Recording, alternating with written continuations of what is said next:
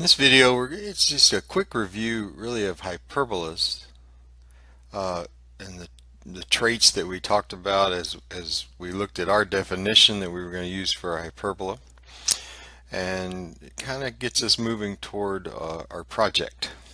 So, what we're going to do is it says here we're going to assume that this point P over here is on a hyperbola. Remember, we're going to make it as easy as we can on ourselves to produce the hyperbola, and then we'll use transformations to get the equations that we need. So we're going to assume P is on a hyperbola that has focus or foci at A and B. Okay, so these are things we know. The other thing we know, okay, is that P, we do know this much, that we're able to calculate, nice wavy line there, that P is a distance of 20 units, whatever those might be, miles, kilometers, whatever, from focus A, and it is 13 units from focus B. And that's what we need to know. Is we have a couple of places that we're going to call the foci. We have a point, whether it be a location or whatever that may be, and we know these distances. And with that, we can build our hyperbola.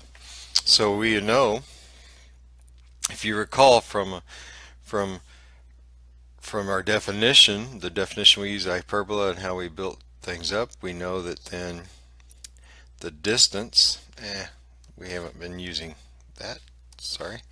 We know that the distance PA, the length of that line segment in our drawing, if you will, minus PB, the difference between these, is equal to 2A. Remember, we developed that, we figured out that that distance 2A, remember 2A is the distance, well, basically 2A is the distance between the vertices, if you remember. And of course, we also have this relationship then. If you remember, we know that distance is 2A, and we know that C squared is equal to A squared plus B squared. Okay? And we already know C is 10, if you will. I've told you that physically the focus or the foci are at 10, 0. Well, C is the location in our, when we develop the equation for our hyperbola, C is and minus C are the locations of our foci. So we know that C, we'll just write it down here, C is 10. Okay, so we already know that much. Okay, so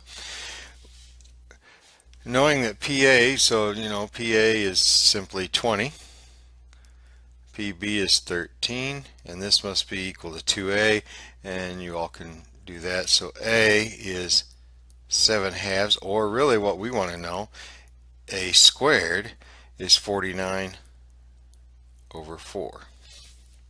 Okay, then we can make use of this. Okay, bring this down. Again, we know C is 10, so we know that 10 squared is equal to A squared plus B squared. But of course, really, we already know A squared, so we're looking for B, so we solve, so B squared is going to be equal to 10 squared minus A squared, which is 49 over 4. And so we get then that B squared very quickly. You all can check my arithmetic. It's 351 over 4. Okay?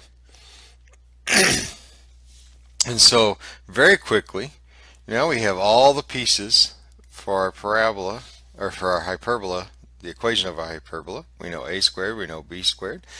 So then I get the hyperbola x squared over 49/4 minus y squared over 351 over 4 equals 1, or maybe we'll take and write it like this: 4 4x squared over 49 minus 4y squared over 351 equal to 1.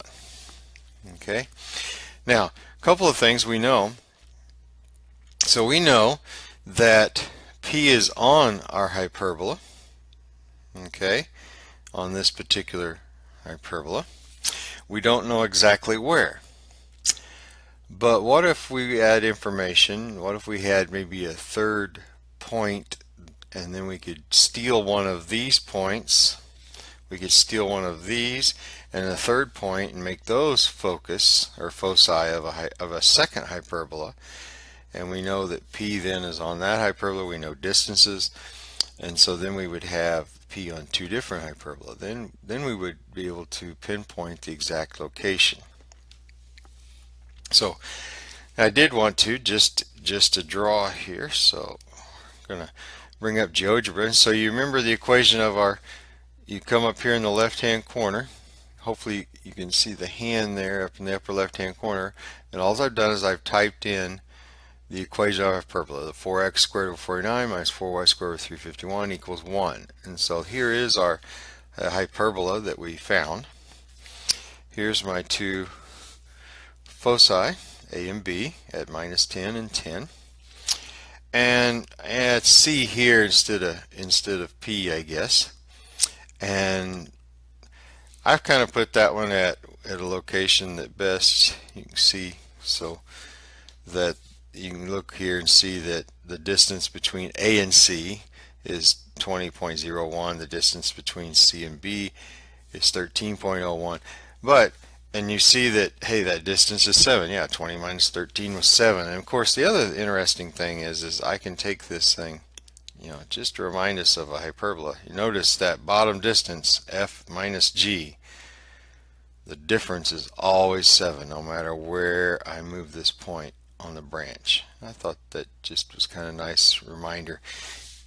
And so we are going to make a lot of use of GeoGebra in moving forward. So